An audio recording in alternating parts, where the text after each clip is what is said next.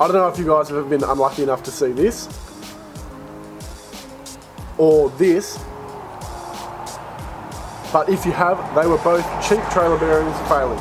So today I'm going to be showing you guys how to replace your trailer bearings and put in some good quality Japanese bearings. Hope you guys enjoy. So first things first, you're obviously going to need your inner and your outer bearing. Now these are a Koyo brand, they're a good quality Japanese bearing. And these ones also come with the cones that you need to replace. A lot of people don't replace the cones when you do wheel bearings, but they're very important to replace. So that comes with them. The next part you'll need is your dust seal. So that's for the inside, that stops the water and stuff getting in. And yeah, you're going to need to replace that. And then the last thing you'll need is wheel bearing grease. Now this is a really good wheel bearing grease that's also marine grade, because I'm going to be doing a fair few water crossings and all that kind of thing. So if you're planning on doing that, get a marine grade grease that isn't going to break down with water. This will stop in case any water does get in there, it doesn't ruin them, dry out your bearing, and then your bearing fails. So it's really important to get that. Okay, we'll quickly go through the tools you'll need. So you'll need some way of taking your wheels off. If the trailer has brakes, you'll need a way to take the brake calipers off. You need some needle nose pliers for the split pins, the pins that hold the locking nut in. You need a shifter to take the locking nut off, or the adjusting nut. You'll need a variety of different punches to punch out the cones. Included with that, you'll also need a hammer. Then you'll need some sockets, so 3 different sockets, one that's the same size as the inner bearing, one that's the same size as the outer bearing, and one that's the same size as the metal part for the inner seal, and then just some brake cleaner and some degreaser. Alright, so we'll get started. So the first thing, I've just got the jockey leg and the jockey wheel down, and now I'm just going to jack up the trailer, obviously, so that you can actually get your wheel off.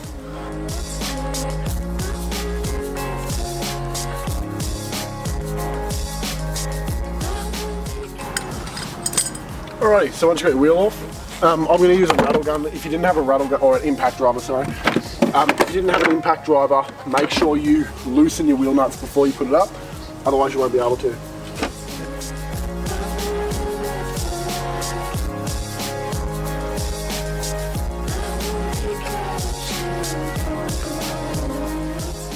Oh, beautiful. Now as you can see, because I haven't gone anywhere, there's actually a little bit of rust starting to form on the disc. That's alright, that'll wear off as soon as you drive, so it's not too much to worry about. Next thing you have to do is get the caliper off so that we can remove the whole hub assembly. So we'll do that now.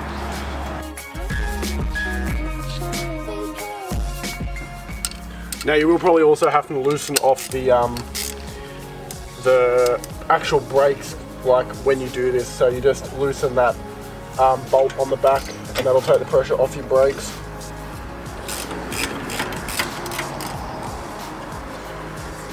And a couple of turns, then you can do that by hand. And that's good, so we've got lots of free play in that now. That's perfect. So now we'll take off the actual caliper bolts to hold the caliper to the wheel. So stick it in.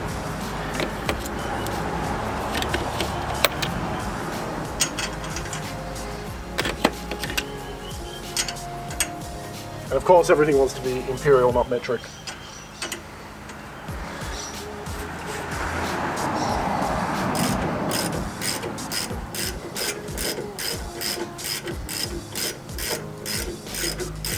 Now obviously just a quick tip as well, if you were getting under this, make sure you put jack stands. I'm not going to be crawling under, and I also don't have any jack stands here, so I'm not going to worry about it, but definitely if you're going to be crawling under here, make sure you've got jack stands.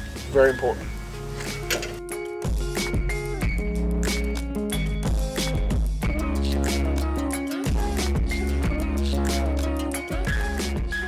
And there you go, simple as that, the caliper's off. So now, next thing we're going to do is just knock that dust cover off.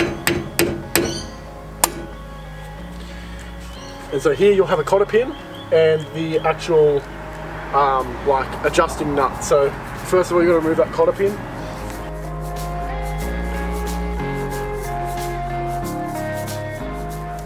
Now try and keep that pin as straight as possible, especially if you're going to reuse it, which I'm going to.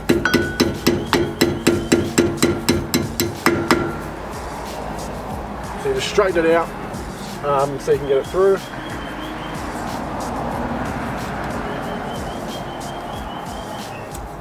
and then just pull that out like that. Now we can back that adjusting nut off.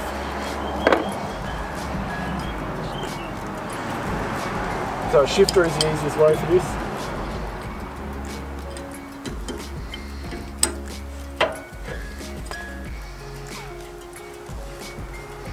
You are going to get grease all over your hands when you do this. There's no other way around. You can wear gloves if you want, but there's no need.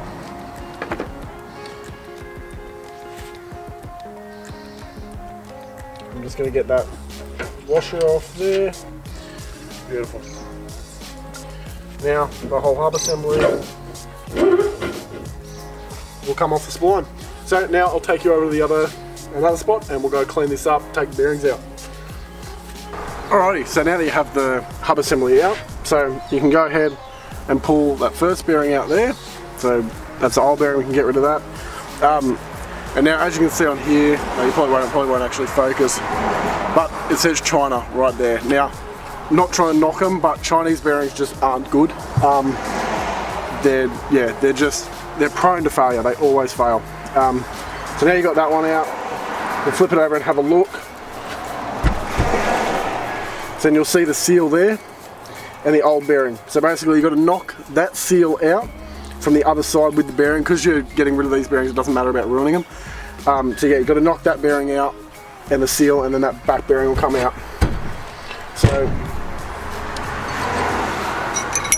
I've got a selection of different punches and things here that I'm just going to try, see which one fits.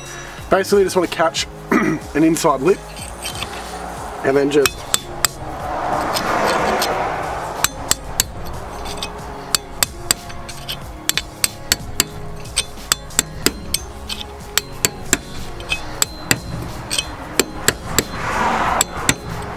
go back and forward, and hopefully with any luck, yeah, there we go. Outer one, that's the outer seal, that's out. That's right, the inner seal, and then the inner bearing. So they both come out like that. So now, clean this up a little bit, and I'll show you the cones. Now this is the part that most people miss that you actually have to do as well. So a quick little tip to get rid of the majority of the grease, get yourself a little container and then just use your finger and just swipe out all the inside, wipe it on the lip of the container, and this just gets rid of the majority of the grease so that you're not, sorry about the noise, so that you're not putting a bunch of grease like on the ground or anything when you actually clean this out. So yeah, that's my tip for getting most of it out before you clean it. So one other big tip I would suggest is when you get the bearings out, I forgot to do this straight away, but get the bearings out and then make sure that they look the same. Hopefully that'll focus up so you can actually see that. Oh, it's not going to autofocus, but there we go. So yeah, make sure they look the same and they're the same size. There's nothing worse than going ahead, getting rid of everything, and then they're wrong. So do that with both as well, because a lot of the times companies will be stupid and put two different brand bearings in the inner and the outer, and it's just a shit fight. Like, I don't know why they do that. But as well, this is the cone here. So this locates the bearing basically in the hub. So it's got what do you call that? Taper. Tapers in like to the middle. So the outside is a bigger diameter than the inside, and so that is that shiny thing in there. So we're going to knock that out and replace those. So yeah, we'll get to that now. Alright, so after a lot of stuffing around, finally got it out. This cone was super tight. Like, it didn't really have the outer one was really easy. It had a really big lip that you could easily get on. The inner one was just a shit fight. It had like no lip, so we ended up actually drilling into the casting a little bit either side to give ourselves a spot to actually get at it from. So I'm just going to knock the edge off those burrs. This metal's so soft, I'm just using a screwdriver.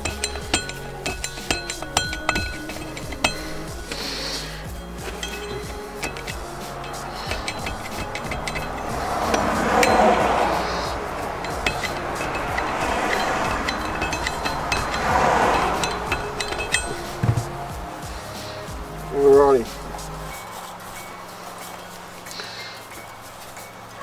So I've cleaned it right up with degreaser. So now we're going to go ahead and get the new cone from the bearing. It's probably too dark now because the sun's just gone away.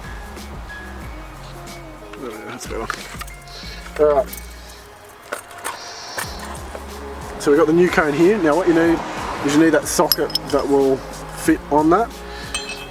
So you line that up, make sure your thick end is towards the bottom. Put your socket over. And then just start tapping it in. Now make sure you tap it in evenly. It has to go in straight. And when you get to the bottom, you should hear a different noise. I'll try and pick it up for you. I don't know if it will though. So.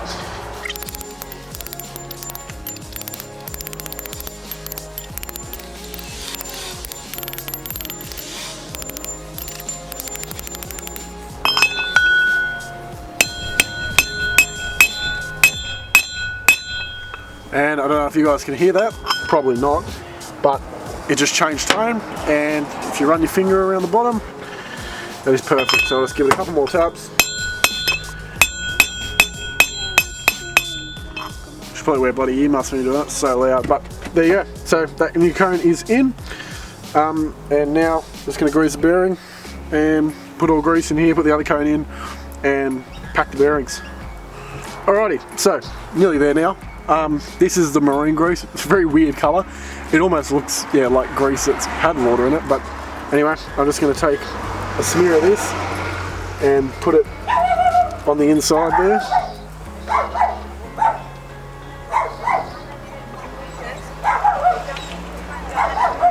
Just like that. Then, to pack a bearing, sorry about my dog.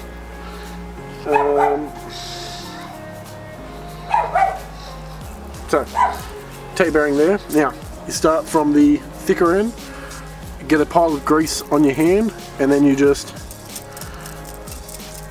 pack it through like this until you'll see the grease start to come out of the top side. I don't know if you can actually see that. Oh, come on, focus. There we go. So you can see the grease starting to come out the top seal now. So just work your way around, doing that the whole way around the bearing.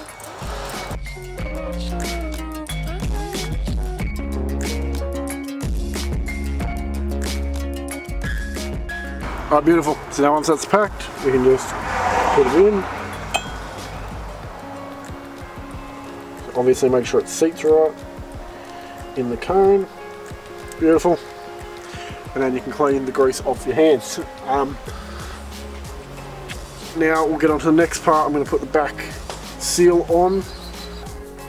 Alright, cool. So I've got all the rest of that in now. So now I'm just going to clean up the dust cover, the washer, and the adjusting nut, and yeah, then we'll go put it all back together. So we'll do that now. Alright, so now it's basically just the reverse of everything. So first thing though, just clean up the spindle, get all the old grease off there, because I'm using a marine seal. So basically when you put the marine seal on here, you want this to be bone dry, this spindle here. So we'll clean that right up, and then we'll go ahead and use some brake cleaner now, because brake cleaner dries really quickly. So we'll use that on there, and use a different part of the rag to wipe that off. And now that should be, yep, nice and dry. So go ahead and get your marine seal. So basically you want this inside lip here, I don't know how much you guys can see, that inside lip there to be dry. So we'll put that on now. And just start it. And then, so then grab some more of your grease. So put a little bit on the spindle here, the shaft, whatever you want to call it.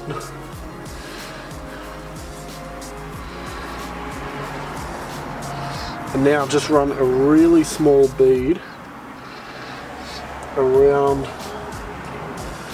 the edge of the seal here, like this.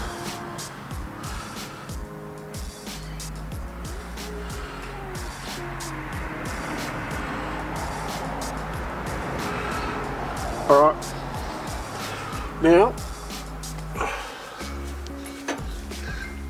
everything. Make sure it is all very clean. All the surfaces you're going to be like putting in.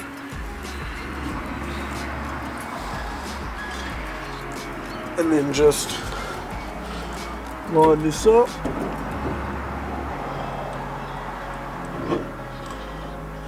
And push it back. Like that. And of course my front bearing decided to fall out. It's alright.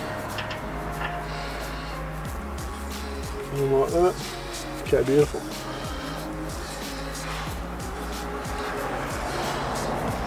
Yeah, I'll just clean up that front surface just a bit.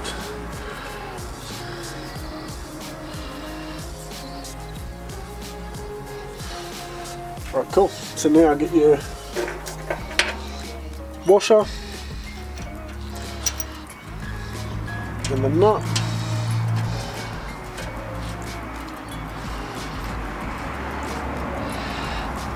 And basically just start tightening this down now. So we go tight, I'm going to go tight, back it off, tighten it back up, back it off again, tighten it up, back it off, and just do this a couple times and this will just seat the bearings properly. So now as you can see that's locked up, so you back it off, quarter of a turn, and there we go. Then I'll just find, I don't think I'll be able to go to that one. Alright, that's fine. Beautiful.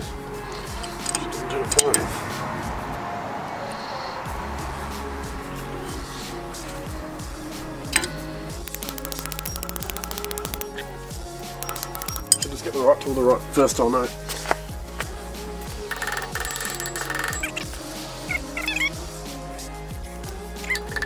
What I'm actually going to do is, because it was a little bit tight, I'm just going to go while the split pin's in. If I can get onto it, I'm just going to back it off now as much as I can with the split pin in there. Beautiful. That's awesome.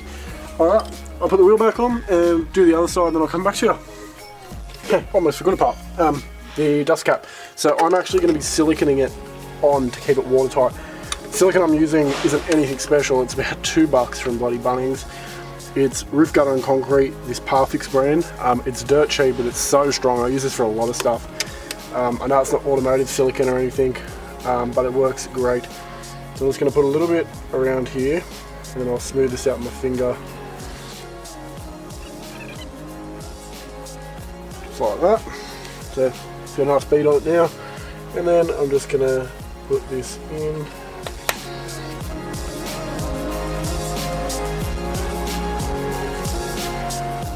Alright, and then last thing to do, so just put the brake caliper back on. So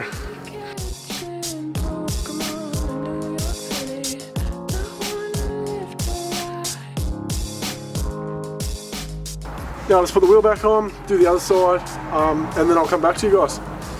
And there you have it, guys. So it's a pretty simple thing to do just for peace of mind.